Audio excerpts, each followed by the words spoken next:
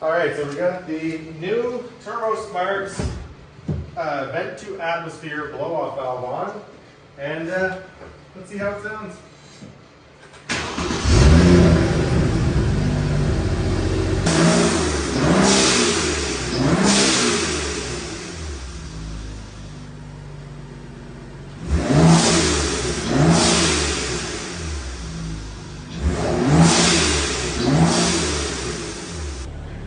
Big shout out to Billy Spencer over at Auto Kings for putting that in for me. It was definitely something I didn't feel like doing on the ground.